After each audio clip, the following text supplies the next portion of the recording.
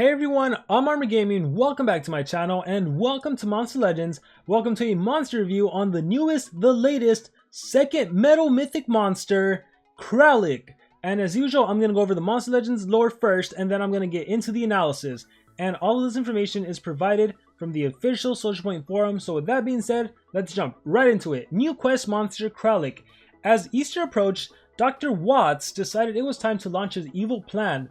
Ooh, Dr. Watts, is that going to be a new monster? He wanted to build an army of monsters who would obey him in spite of them being sent over the universe. But would they obey him, and would he allocate them? Well, he had found an answer to both questions. He had discovered that by using the powers of Mythic Amber, he would create and contain evil monsters and control them for all eternity. His handcrafted creation and first loyal soldier, Kralik, would be responsible for spreading the unborn soldiers contain an egg-shaped piece of Mythic Amber throughout the monster multiverse. The first soldier, so there's going to be more. This mechanical bunny's job is to spread the eggs of Dr. Watts' evil soldiers camouflaged as Easter eggs. That way, during egg hunts, other monsters will find them, take them home, and without realizing, be spreading Dr. Watts' army. Kralik is ready to rig your next egg hunt. Be careful what you pick. This is giving me nostalgia just because I remember back when the other Easter monster got released. Oh man, his name escapes my head. You all know who I'm talking about though. Oh my gosh. And so we have an egg eater. We have, oh, what's his name?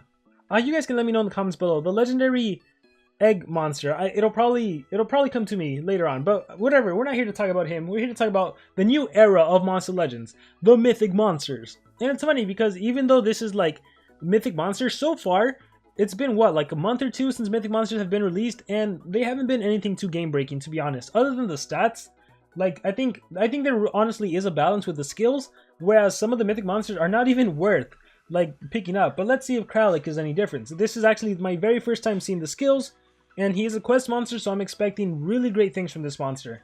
Alright, so let's start with the life stat. This monster has a life stat of 55,494. Now currently, compared to all the mythic monsters that have been released in the game, this is slightly higher. This is the fourth, how do I say this? The fourth from the bottom. Currently, the monsters with the lowest life stat are Froma and Morgs. And then it's Tani, and then it's Kralik. So not a very high monster, not a very high lifed monster. So in the mythic monster, he's technically pretty tanky. His power stat is one of the lowest. It's actually tied for being the lowest, tied with Miseris, Van Decken, and Morgs. 5280, lowest power stat, so he's not an attacker and he doesn't have a high life stat. He better be super fast. His speed stat is 4857, so this is the second highest stat in the whole entire game for mythic monsters. The fastest stat right now is 4875, which belongs to Miseris, Froma, and Morgs. And then we have Tani and Kralik with the same speed stat of 4857. So this monster, I imagine, is going to be a support monster. Let's see if I'm right. So interesting, a metal support monster. Evolving trait Kralik. Freeze immunity, that's already a good way to start. Being able to be immune to freeze. I don't know if any mythic monster can freeze yet. So just having that advantage early on, that'll be good. Poison immunity, so he can't get hit with poison. And then a status caster torture immunity. I wish that torture immunity would have been permanent and not a status caster, because that means it can get removed. So if you take away the status caster torture immunity, all he really has is a freeze immunity and a poison. And again, I like the freeze immunity. Poison immunity, I don't think it's that relevant, especially since this monster is not an attacker or anything. Like, I mean, I guess poison takes away your HP, but it also reduces damage output. But yeah, I feel like that's not too relevant. This monster can hold the mask and the amulet. Okay, mask, you have a good amount of options there. Same for amulet. He's a villain monster, a mechanical monster, evil legion monster, and a quest monster. So he's in quite a bit of books. And with that being said, let's talk about his skill set. Infinity Eggs. Deals moderate metal damage to an enemy and blind. Okay, so he can blind the enemy monster. It is a spammable skill and it costs no stamina. So again, recently a monster got released, a mythic monster that can activate cooldowns, and I've been saying, it's nice and all that he can activate cooldowns, but to be honest, a lot of the mythic monsters have zero cooldown skills, so it's like, what good is cooldown activated if a monster can counter? But with that being said, you do have a metal skill that blinds, so even if you don't kill the enemy monster, at least their accuracy is reduced. End of Easter deals moderate metal damage to an enemy, applies major damage reduction to an enemy, applies his daze. Okay, that's pretty good, because major damage reduction, this reduces the enemy's damage output by 50%, And then the daze, that reduces an additional 25%, and it also reduces accuracy. So, with End of Easter, if you use this against an enemy attacker, if the enemy monster attacks you, first of all, they might miss thanks to the daze, but even if they hit you, they have their damage output reduced because of daze and because of the major damage reduction. Next we have, is that right? We have Egg Add Sunburn. I feel like there's supposed to be a name for that skill. I don't know, right? That's not the actual name. Deals moderate light damage. Ooh, a meta monster with light damage. To an enemy, applies total blind and applies sunburn. I gotta say, I like this a lot. 40 damage, 2 turn cooldown, 37 stamina cost. Yeah, the total blind. This reduces accuracy by 100%. So the next monster in the turn order, or whoever you hit with total blind, they're gonna be missing. And on top of that, they have sunburn, which means their accuracy is further reduced, and they lose damage, and they lose some health. We have poison. Deals heavy nature damage to when enemy, applies total damage reduction and poison. So you have you have a total blind skill, and then you have a total damage reduction skill. So you have some nice versatility there. The total damage reduction skill, feasibly you would use this against a monster that's an attacker. Like if you're facing a mythic Cyberel, you want to get total damage reduction, or even Armor Claw, you want to get total damage reduction against those monsters so they don't hit you. But if you're facing someone that can do a control skill, let's say you're fighting Van Decken and you don't want to get possessed, you hit him with a total blind. Let's say you're fighting a Cat UFO, hit Cat UFO with a total blind so you can't get stunned. So tier 2 is awesome. You have total blind in your arsenal and you have total damage reduction in your arsenal. Excellent damage. Deals low metal damage to all enemies, applies damage reduction and daze. Not a fan of this skill. It's basically an AoE daze. AoE blind would have been way better. And total damage reduction, maybe this would have been major damage reduction AoE and then daze, I would have liked it more, but not really a fan of that. And then we have Unsight Egg. Deals moderate metal damage. Oh, there's the blind skill. I spoke too soon. 30 damage, 2 turn cooldown, 43 stamina cost. It's a blind, AoE blind.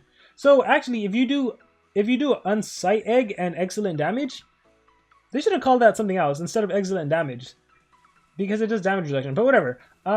If you do that, then the enemy's accuracy is going to be severely wounded with daze and blind, so that could potentially be good. But overall, I'm not really feeling this monster either. I'm not. I think if you don't get this monster, you'll be okay. I will say though, I do like, so this monster has what I would like to call soft deny because of the blind and reducing accuracy. While it's not your conventional deny skill like stunning, like freezing, right? Like possession, it's still soft deny because there is the chance the enemy monster misses. Like they still waste stamina attacking you and there is the chance they miss. So when they're blinded, that's what I consider soft deny. So I will say I'm not impressed, but he's also not too bad, because the way I see this monster working, because he is fast, right? He's faster than most of the other mythic monsters, and realistically, with the rune lord on your side, this monster, if you're in offense, this monster would outpace the enemy monster. If you're facing a Van Decken going first, then you just total blind Van Decken. If you're facing a Froma going first, then you total blind Froma. Miseris, just total blind. So essentially the way I see this monster working is turn 1, you have this monster go first to just total blind the enemy denier, or you even can total blind the attacker. But realistically, this monster's main objective is to go first and total blind the enemy denier. That's what I can foresee this monster doing. And then when it's this monster's turn, now you have the option. You can total blind you can total damage reduction someone, or you can just do a clean slate of AoE blind. Or you can total damage reduction or blind. So, how do I feel about this monster? Not a fan, but I definitely see a usability. More so, I would say if you're a new player and you happen to get this monster, if you're having trouble with, like, let's say you're fighting, like, overall, okay, I need everyone to understand, like, I'm not defending this monster or anything. He's not that great, but that being said, he can totally be used. More so if you're a newer player and you get this monster, because remember, their stats are crazy. So let's say, even if you're having trouble fighting a Thalassa, because Thalassa is always going first and freezing you and whatnot, but if you can just get Kralik to be faster than the enemy Thalassa, which is kind of easy because of the increased speed stats and everything, if you can just total blind Thalassa, no, but then Thalassa's extra turn skill, so that doesn't even help. You would need anticipation on your side. I tried Kralik, I tried. There's definitely scenarios in which you can use him. Again, and it's just because he's super fast and he can total blind. So it's just the mechanic of preventing Okay, Zyron the Ruby. We'll say Zyron the Ruby.